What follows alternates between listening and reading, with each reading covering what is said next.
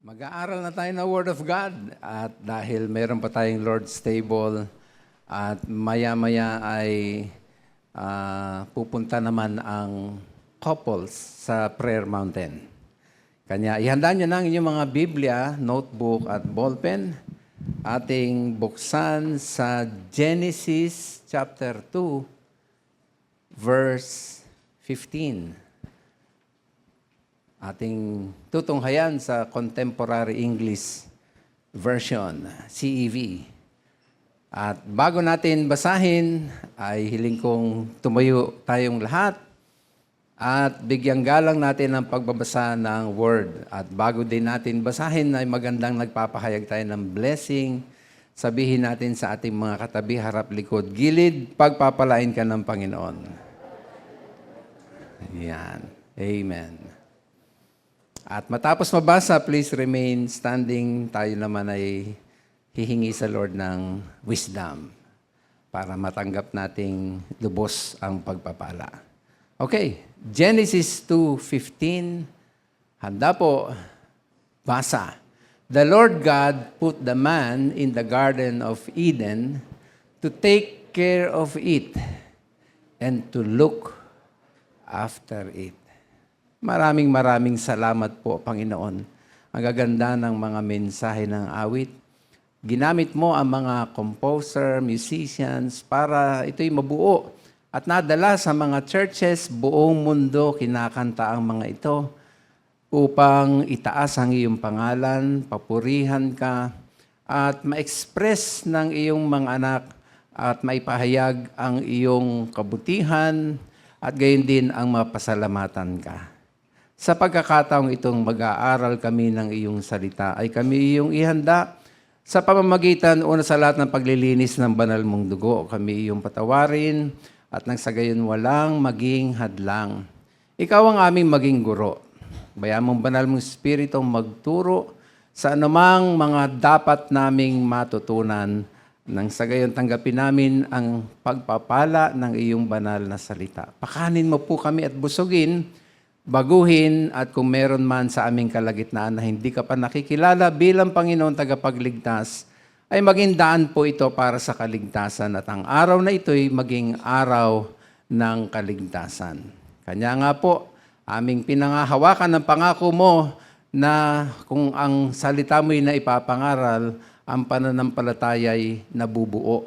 Faith cometh by hearing, and hearing by the word of God. Bayaan mong ang pananampalataya'y lumakas sapagat salita mo ang maipapahayag. Itong aming dalangin sa matamis na pangalang Jesus.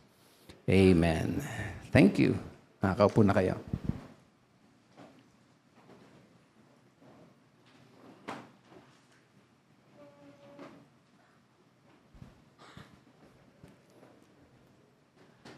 Ang Love Month po, mga minamahal, ay hindi lamang tungkol sa pag-ibig ng Diyos. O kaya, hindi lamang ito tungkol sa pag-ibig natin sa Diyos at pag-ibig natin sa kapwa. But, also ang Love Month, naniniwala ko, tungkol din po ito sa pag-ibig sa mga alagang hayop. Nag-a-agree kayo? Kanya, may mga kani-kaniyang gimmick ang bawat dog shelter. Nandiyan na yung ide-date mo yung dog na kanilang ni-rescue. Sino dito may mga alagang hayop? Pusa, ibon, aso, halos lahat pala, no? All right. Mga pet lovers, tayong lahat. Dahil diyan, ang pag-aaralan natin ngayon ay may pamagat po na forever love. Embracing God's heart for all animals. Okay? Yan ay tinatawag kong forever love. Genesis 2:15 sa Tagalog. Basahin natin. Inilagay ng Panginoong Yahweh ang tao sa halamanan ng Eden upang ito'y pagyamanin at pangalagaan. Take note, no? Nilagay si Adam and Eve upang pagyamanin at pangalagaan yung creation. No? Inilagay tayo ng Diyos sa madaling salita sa mundong ito upang alagaan ang kanyang nilikha. Pwede bang palakpakan natin si Lord dyan? Lahat tayo pamilyar sa salitang be kind to animals. Sabi mo sa iyong katabi, be kind to animals. Paano ba talaga ang pinaka-puso ng salitang be kind to animals? Nakita ko sa online dictionary, ang ganda, quote ko, at makinig kayo sa paliwanag sa salitang be kind to animals. Ultimately, be kind to animals is not just about loving animals. It is about becoming more like God, expanding our circle of compassion, and living in harmony with the creation God entrusted to our care. Ang ganda, no? Tayo ay nagsasabi ng be kind to animals, pero higit pa pala yun sa pagmamahal sa hayop, kundi na ipapahayag natin yung image of God sa pagpapalaki at pagpapalawak pa ng pagmamahal sa mga kinreate ng Panginoon na in-entrust sa atin. Pwede ba palakpakan natin si Lord yan? Ganda, no? Tamang-tama ito sa sinabi ng Bible, punahin po ninyo. Sabi naman sa Genesis 1:26, ang mga salitang ito. Pagkatapos sinabi ng Diyos, ngayon, likhain natin ng tao ayon sa ating larawan, ayon sa ating wangis. Sila ang, ano yung may guhit? Basahin natin. Mamamahala. Saan? Sa mga isda, sa mga ibon, sa himpapawid, at sa lahat ng hayop. Maging maamo, mailap, malaki, o maliit. Sabi mo ulit sa inyo katabi, be kind to animals. Okay. Yayamang nilikha tayo according to God's image and likeness. Yan ang sabi, oh. Nung nilalang tayo, ay inilagay sa atin yung imahe. Image and likeness. In short, imahe ng Diyos ang mag-alaga at mamahala ng kanyang nilikha. Therefore, tayo din dapat ay mag-aalaga at mamamahala ng nilikha ng Diyos. Nakuha niyo? Kung ang Diyos, ang image niya, ay hindi lang siya naglalang, kundi siya din ay namamahala at nag-iingat ng mga nilalang. Kasama na dyan yung mga alagang hayop. Ay gayon din dapat tayo, no? Na dapat nagre-reflect dahil kinrate tayo according to God's image. So lumalabas sa atin yung imahe ng Diyos na nag-aalaga at namamahala ng nilalang ng ating Panginoon. Now, ito po ang magandang katotohanan dyan, isulat po ninyo. No? Napakahalaga po nito. Number 1, taking care of animals is part of truly worshiping God. Kala nyo alaga lang siya? Hindi po. Yan po'y isang paraan na napasisiya mo ang Panginoon Diyos. Yan po isang paraan na nawo-worship mo ang ating Panginoon. Ang pag-take care sa mga alagang hayop ay kasama ng totoong pagsamba sa Diyos. Kasi yun yung paggalang sa Diyos, lalo na paggalang sa mga nilikha niya. Ganon yun. Nirerespeto mo, ginagalang mo yung mga ginawa niya, therefore, ginagalang mo yung gumawa. Nakuha niya? Ganon yun. Psalm 24:1. Ang buong daigdig at ang lahat ng naroon, ang may-ari, sino? Si Yahweh na ating Panginoon. Palakpakan natin si Lord. Wow! Mula sa pinakamalaki na makikita mo at pinakamaliit na makikita mo sa mundong ito at sa kalawakan ay ang liwanag ng salita ng Diyos. Lahat yan nilikha ng Diyos. And God owns all creation. Diyos ang tunay na may-ari. O, tignan niyo ko, huwag kayong kukurap. Kung ang Diyos ang may-ari ng lahat ng bagay, nakikigamit lang tayo. Tama? Nakikigamit lang tayo. Hindi naman tayo may-ari niyan eh. Ang Diyos ang lahat na may-ari. Nakikigamit lang tayo. Kanya, dapat lumugar tayong tama. Ha? Kayo nga pag may bisita sa inyong bahay na aasta na parang daig pang may-ari kung kumuha ng mga bagay, pasok sa kwarto niyong private room na parang siyang may-ari, ay di ba hindi kayo natutuwa? Tama ba?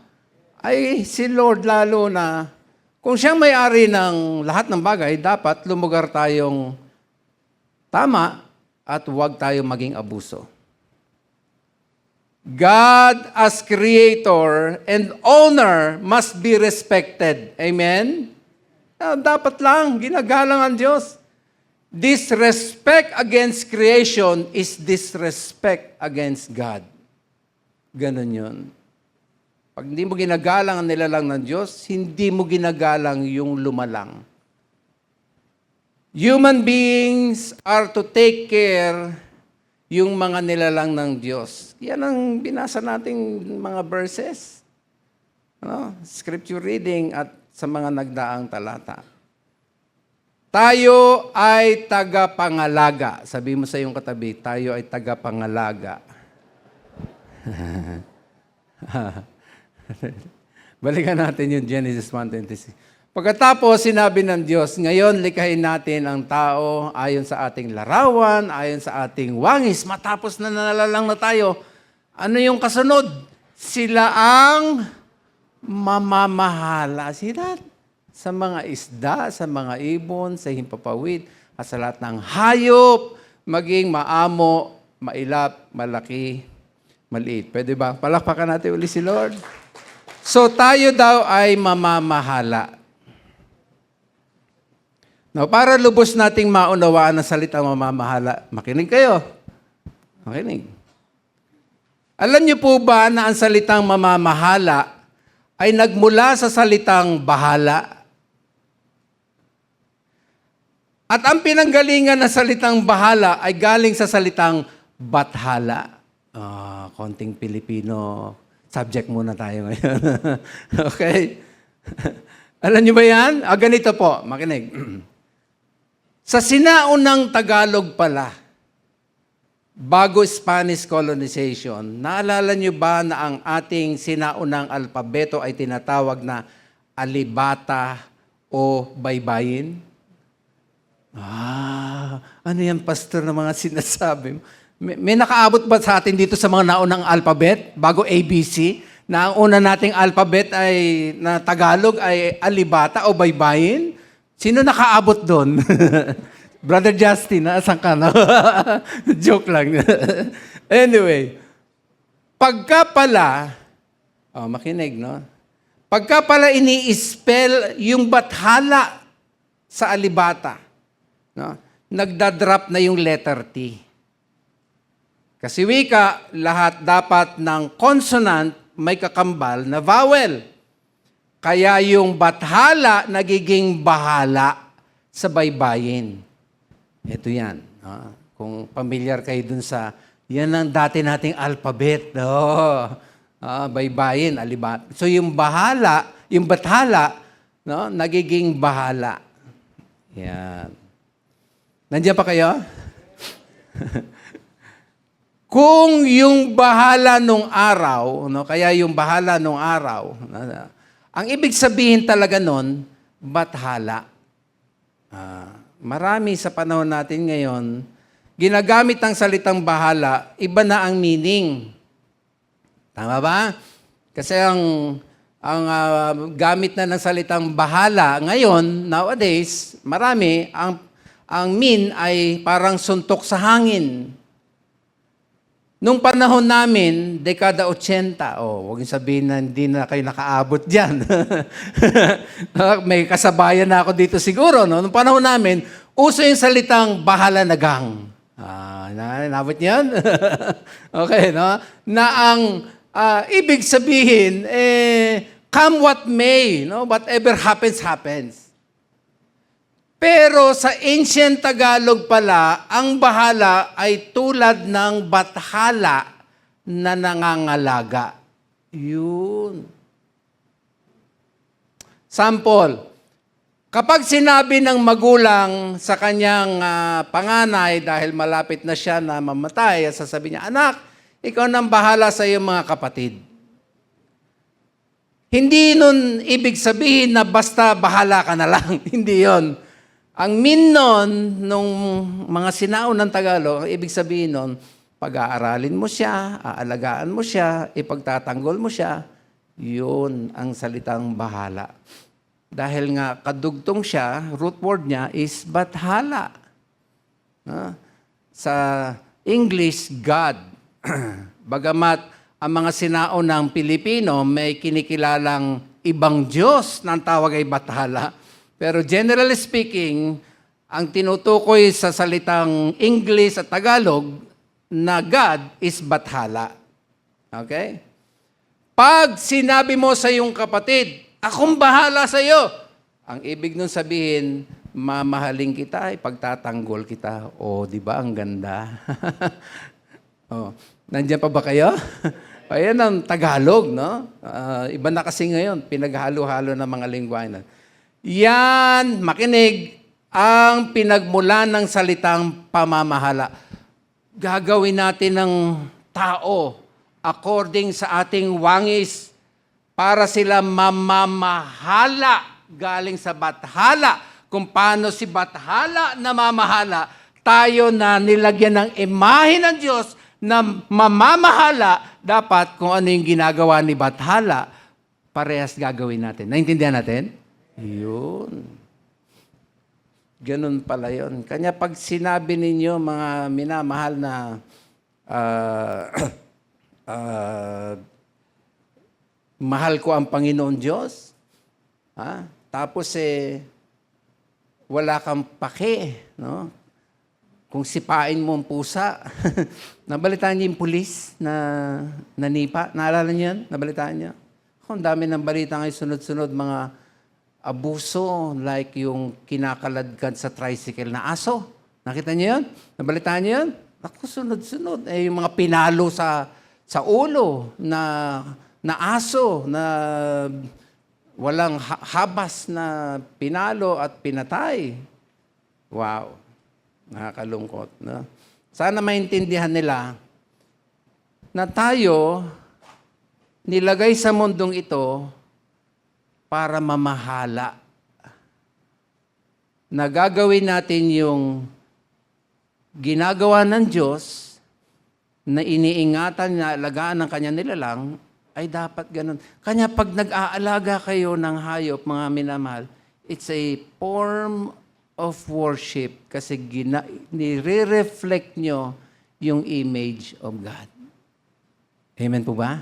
Pwede ba palapakan natin si Lord? Yun, no? Tingnan niya. Balikan natin. Anong sabi ng... teka, bakit iba na itong... sige, basahin na rin natin. The godly care for their animals, but the wicked are always cruel. Wow. No? Okay, so, teka, baka, okay. Atin itong,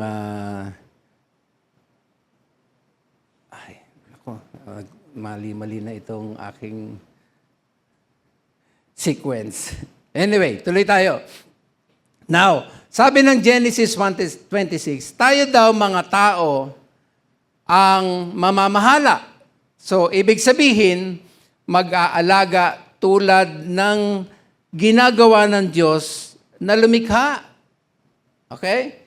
Na siyang tawag ng mga ancient Filipinos, bathala na lumikha. Okay? Balikan natin yung Genesis 2:15. No? Ilalagay ng Panginoong Yahweh ang tao sa halamanan ng Eden upang ito'y pagyamanin at pangalagaan. Kung yan ang description ng Diyos sa sangkatauhan, ang ibig lamang niyan sabihin sa atin, kung tayo na church at mananampalataya, dapat ginagawa din natin yung mismong sinasabi ng Diyos na taga-pamahala. O sabi mo ulit sa iyong katabi, be kind to animals. Bago pa dumating ang Exodus 20, yung 10 Commandments, di ba? Ay nasa Genesis 2:15 na. Isinama na yung habilin. First commandment, nandyan na sa Genesis. Inuutos na aalagaan natin ang sansinukob. Pwede bang palakpakan natin si Lord? So, be kind to animals. Kanya pag in-amplify pa natin ang meaning niyan, no, ng pangangalaga, ibig lang sabihin niyan, to serve, to guard, to protect, kung papaanong ginagawa ito ng ating Panginoon Diyos. Pinoproject pala natin ang image of God kapag nagmamahal tayo sa mga alagang hayop. Lumalabas yung image of God. Actually, nire-reflect mo yung God's character of compassion and love. Sabihin mo ulit sa iyong katabi, be kind to animals. Ayan, yung Proverbs 12:10. Yun. Ayan. Oh. The godly care for their animals, but the wicked are always cruel. No? Isa itong makadiyos na gawain. Ha? Kanya yung pag-aalaga, sabi ko sa inyo, hindi yan basta alaga lamang. Pinapahayag mo yung karakter ng ating Panginoon Diyos. Puntahan natin yung pangalawa. Mabilis lang tayo. Taking care of animals, hindi lamang worship, act of worship yun sa Panginoon, kundi napakahalaga yan sa ating Panginoon Diyos. No? It matters deeply to God. Alam nyo ba na nung utusan ng Diyos si Jonah na mag-preach sa Nineveh, ay hindi lamang concern ng Lord ang maraming mga taong mapapahamak. Go sa Nineveh. Maraming mga kaluluwa ang mapapahamak. Ayaw ko sila mapahamak. Notice yung special mention na ipinakita nung Book of Jonah, how deep concern ng Diyos sa mga hayop. Tingnan natin, Jonah 4:11. And should not I have concern for the great city of Nineveh, in which there are more than 120,000 people who cannot tell their right hand from their left. Meron na idinugtong ano pa yung mahalaga sa Panginoon? And also many, wow. See that? Napaka-concrete ng pagkalagay kung papaanong pinagpapahalagahan ng Diyos ang mga hayop. Kanya nga iniligtas nung panahong delubyo, buong mundo, binaha, at nag-utos ang Diyos kay Noah na gumawa ng malaking arko. At anong utos? Bago bumaha, kailangan kunin dalawa ng dalawa, magkakapartner ang hayop. Imagine. Iniligtas ng Diyos hindi lamang ang tao, kundi maging ng mga hayop, sapagat ang pag-aalaga sa hayop matters deeply to God. Napakahalaga yan sa ating Panginoon. Nakukonsensya na ba kayo kung napapabayaan ninyo ang inyong mga alagang hayop? Kay Lord, hindi niya yan pinababayaan.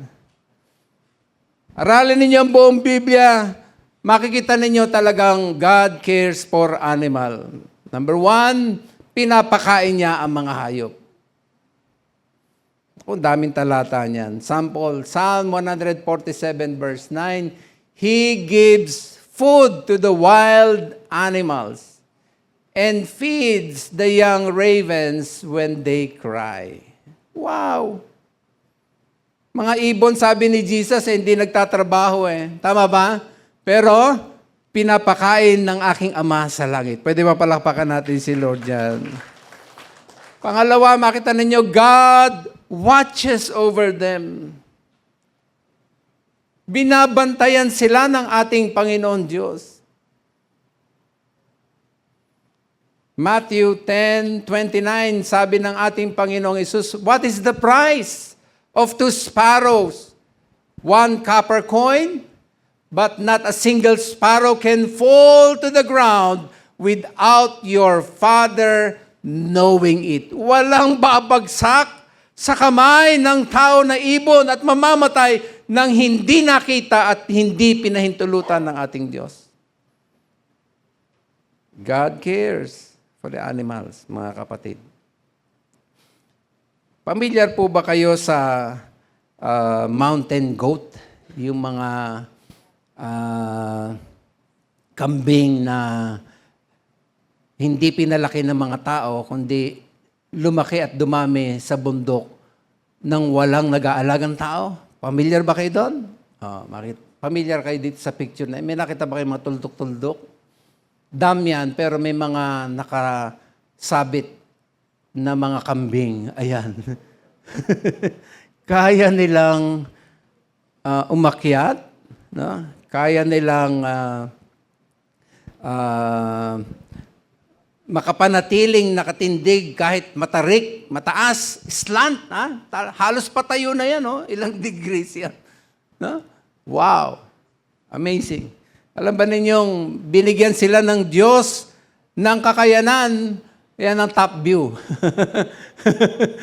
Kaya nila umakit na hindi sila nalalaglag. Pwede ba palakpak tayo kay Lord? Amazing, di ba?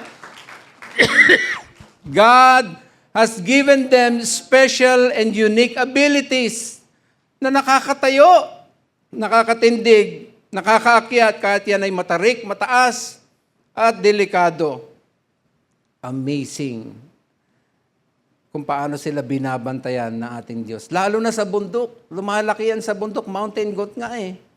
Hindi nila kailangan ng tulong ng tao. Kasi merong Diyos na nag-aalaga at nagpapakain sa kanila. Amen? Pwede ba palakpakan natin si Lord? Familiar ba kayo sa, ayan, no? Yung kaya pa nilang umakyat ng puno? Hindi yan AI, original yan. Pinapanood nga sila, pinipicturean. Amazing, kaya nilang umakyat ng puno. Wow! Samantalang ang mga paan nila ang liliit, di ba? Kahanga-hangang gawa ng Diyos sa mga kambing. Ito pa. Familiar ba kayo sa tinatawag na weaver bird? Ano yun? Tingnan nyo. Itong weaver bird ay kahanga-hanga sa kanilang defensive tactic by creating fake door sa kanilang nest para maproteksyonan yung kanilang itlog at chicks sa mga ahas na gustong pumasok. Tingnan nyo yung nasa baba. Ayun, meron siyang false door na pag sinilip ng ahas, akala niya yun na yung nest. Pero ang totoo, pag pumasok yung ibon, doon siya sa taas. Nakita niyo? Ang Diyos ang naglagay ng sa gayon, ng ganyang katalinuhan para maproteksyonan sa anumang mga predator sapagkat binabantayan sila ng ating Panginoon Diyos. Amen? Pwede ba palakpak tayo uli sa ating Diyos na buhay? Number 3, God remembers them. Hindi sila kinakalimutan ng ating Panginoon Diyos. Luke 12:6. Are not 5 sparrows sold for 2 pennies? Yet not one of them is forgotten by God. Wow. Taking care of animals, mga kapatid, matters to God so much. No? Will it matter to you? Alam nyo, magandang bulay-bulayin yan. Lalo't pag nakikita ninyo ang kagandahan sa creation ng ating Panginoon. Anong practical na implikasyon ng mga pinag-uusapan natin sa pang-araw-araw nating buhay? Sulat niyo, mahalaga po ito. Yung pagiging responsable sa pag-aalaga ng hayop. Marami sa atin ang mga aso at pusa ay hindi lamang minamahal, also consider silang miyembro na ng ating pamilya. Tama? Ay 13 years kaming walang anak. Pero ang unang anak namin, aso. Binibaby namin, aso. Si Bogart at saka si Pucci. Talagang pinasaya ang aming buhay. Sapagat gano'n natin sila tratuin. Of course, ito ay mabuti at magandang bagay. Ang Biblia ay nagsalita tungkol sa ugnayan sa pagitan ng tao at ng mga domestikadong hayop sa paraan na nagpapahiwatig ng mutual benepisyo, no, sa pag-aalaga. Pakinggan ninyo yung binasa natin kanina. The godly care for their animals. Ang talatang ito, mga minamahal, ay nagpapakita ng direktang ugnayan sa pagitan ng ating pagiging Kristiyano at ang paraan ng ating pagtrato sa mga hayop sa ilalim ng ating pangangalaga. Ang isang taong nagsasabing mahal ko ang Diyos, ngunit nang aabuso, nagpapabaya, nananakit, hindi nagpapahalaga sa mga alagang hayop sa ilalim ng kanyang pangangalaga, maliwanag may kontradiksyon sa kanyang pahayag na mahal niya ang Diyos at sa kanyang pagpapakilalang siya'y mananampalataya. Hindi pwedeng magkaiba.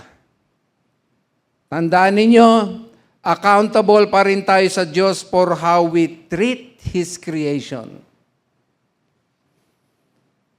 Nung nasa Bible school po ako, wala naman akong minasiraan, pero itong aking nasaksihan at realidad.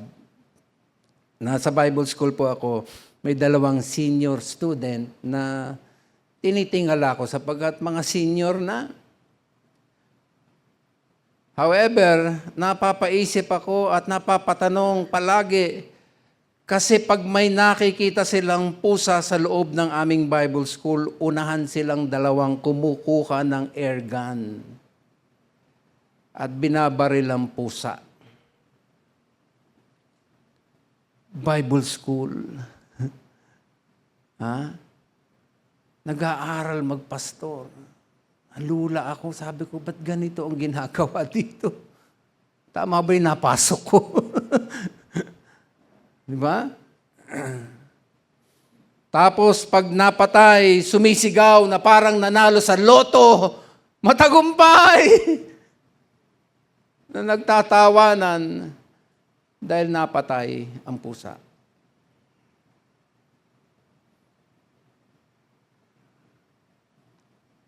Alam niyo yung sinisikap mong mabuhay na mahaba ang iyong alagang hayop? It's a partnership with God in sustaining life. Nakikibahagi ka sa programa ng Diyos na Kanya tayo may buhay dito sapagkat sinusustain ang ating kalakasan at buhay. Kung yung mga alagang hayop ay pilit mong pahabain pa ang buhay, kapartner mo ang ating Panginoon Diyos dyan. Pwede mong palakpakan natin si Lord.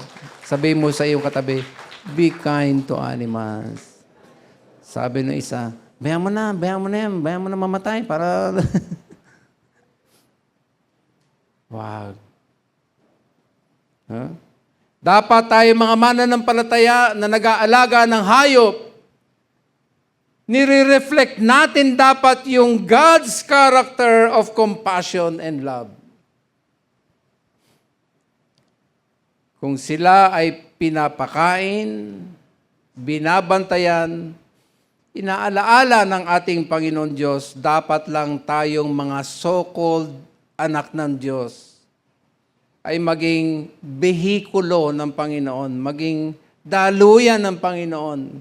Maging instrumento ng Panginoon sa pag-aalaga ng kanyang nilalang na ini-entrust sa atin. Tama ba? Pinagkatiwala ng Diyos yan. Bigay sila ng Lord para atin silang alagaan. Genesis 1:28. And God blessed them, and God said to them, be fruitful and multiply, and fill the earth, and subdue it. Ano pa? Etong gusto ko makita ninyo. And have, ano sabi? Ano yung utos? Dominion over the fish of the sea, and over the birds of the heavens, and over every living thing that moves on the earth. Sa Hebrew Bible, ang salitang dominion, ang ginamit na salita ay radah. Sabi mo sa iyong katabi, radah.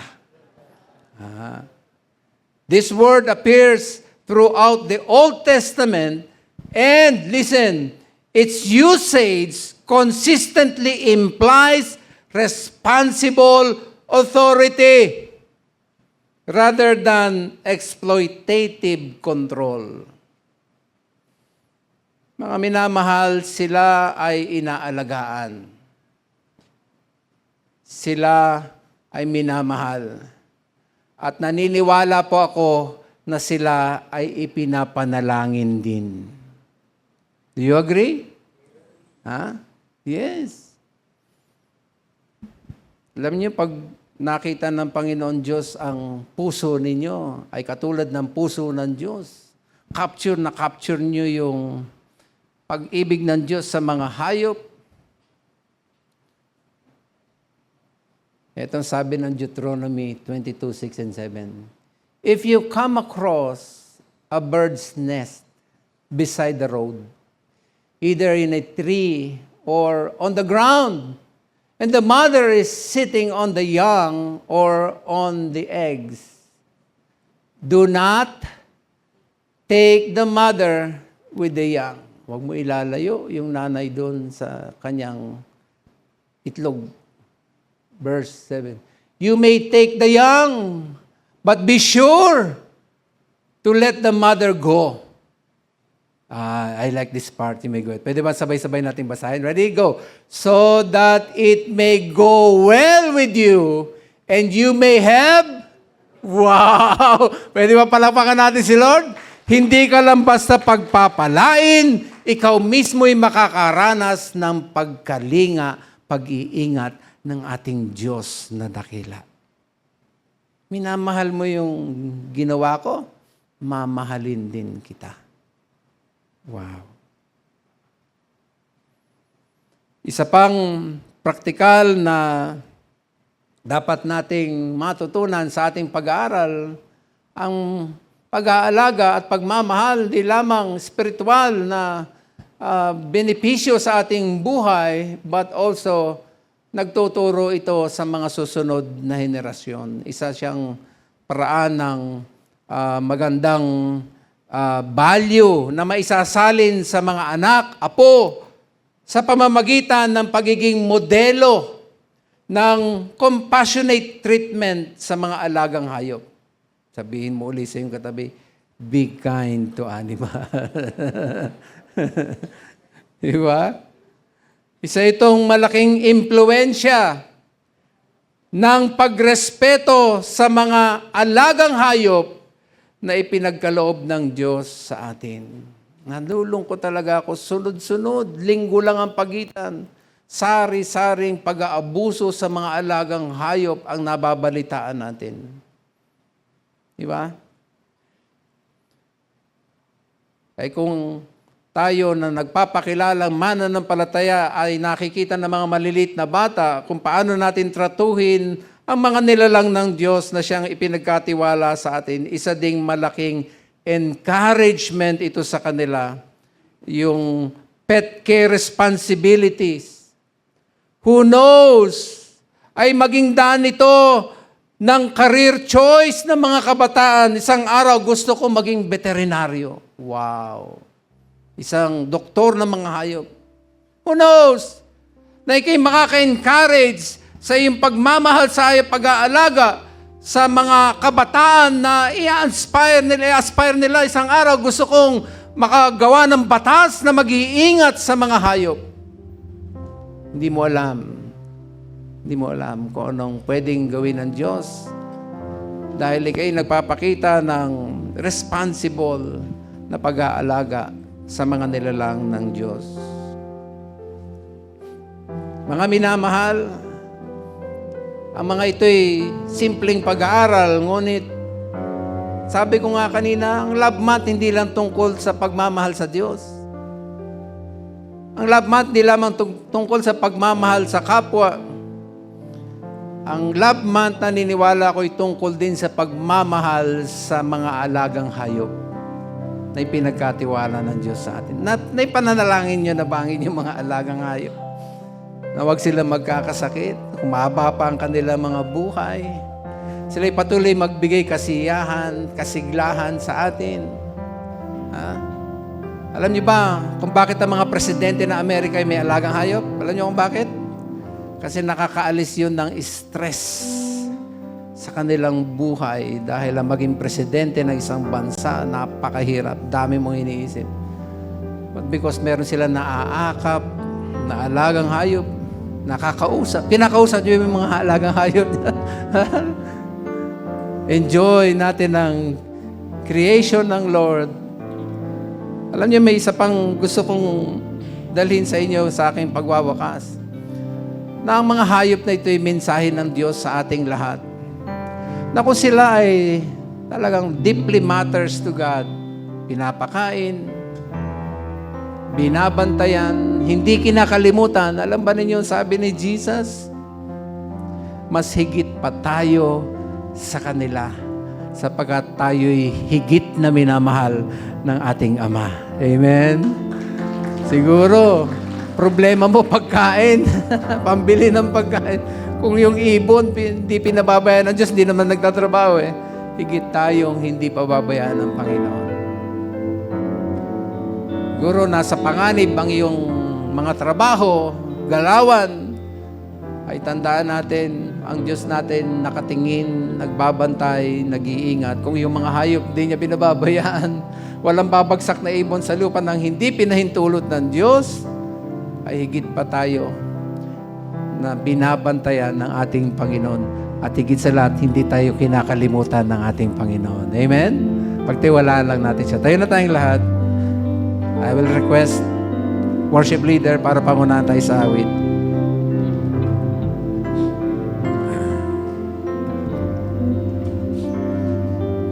Times of refreshing, here in your presence, no greater blessing than being with you. My soul is restored, my mind is renewed. There's no greater joy, Lord, than being with you. Once more, church. Times of refreshing. Thank you, Jesus. Here in your presence, no greater blessing than being with you. Thank you, Jesus, for renewing us. My soul is restored, my mind is renewed. There's no greater joy, Lord, than being with you. Let's pray. Salamat, Panginoon Diyos, sa Kakaibang aral mo sa amin. Pero mahalaga. Kasi marami sa amin ay may alagang hayop na nilalang mo at ibinigay mo talaga sadya sa amin. Sa layuning kami magiging tagapamahala, mamamahala tulad ni Bathala. Kasi yan palang paghaalaga sa kanila isang uri ng pagsamba na natutuwa ka sapagkat sila ay minamahal mo. At kung nirerespeto namin ang iyong nilalang, ay nirerespeto ka rin namin. Nasasamba ka sa ganitong paraan. If perchance may mga pagkukulang kami, oh Lord, maging awareness na ito na assignment pala namin ito sa iyo, God. Masumpungan mo kami magbago ng treatment, gawing special. Kung gaano sila ka-special sa iyo, gawin namin sila mga special sa amin. Oh, hallelujah. Kasi it matters to you deeply. Gustong-gusto mong makikita yung mga anak na minamahal din namin yung minamahal mong creation. Bago tayo magpatuloy muli, aawitin sa atin ang awit nito sa inyong gustong lumapit sa Panginoon. Di ko alam kung anong dahilan ng inyong paglapit. Marahil pasasalamatan niyo ang Lord na binigyan niya kayo ng ganyang alaga. Di ba masarap panalangin natin na sila'y protection ng patuloy, bigyan ng good health, bigyan ng blessing, makita ng Lord na tayo'y maging responsible pet owners. O ano man ang gusto niyo ilapit, siguro'y personal na problema. At nais niyo pagtiwalaan ng Panginoon na nagpapakita kung ang mga hayop ay kanyang inaalagaan, ay higit tayong kanyang gustong alagaan. So minsan pa sa pag-awit, ay kayo gustong lumapit at kausapin si Lord. Bago tayo mag-Lord's table, halika kayo, lapitan na natin ang ating Panginoon. Bigay na natin sa Kanya anumang dalahin natin. At kayong lalapit, kausapin nyo lang ang Panginoon, worship Him, talk to Him. Okay? Sige po, awitin natin, and then come, and then pray. Yes, amen. Thank you, Lord. Sige po, ano man lapit nyo, just come and pray. Yes, thank you, Jesus. And we come to you, O Lord. Times of refreshing. Sige po. Here in your presence, no greater blessing than being with you. My soul is restored. My mind is renewed. There's no greater joy, Lord, than being. O, hindi na tayo awit. Pakinggan lang natin ang tugtog. Pero sige lang po, kausapin nyo lang ang Panginoon.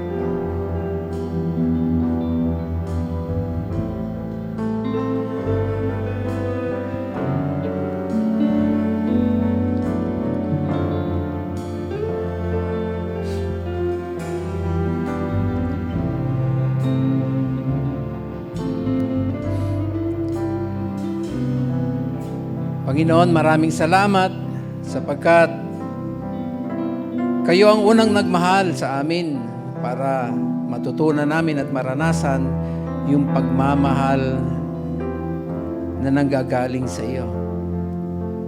Maraming salamat na binigyan mo kami ng ganitong aral para mamulat ang aming mga mata na kami pala'y hindi lamang basta nag-aalaga ng hayop na nilalang mo, kundi ito'y isang uri ng pagsamba.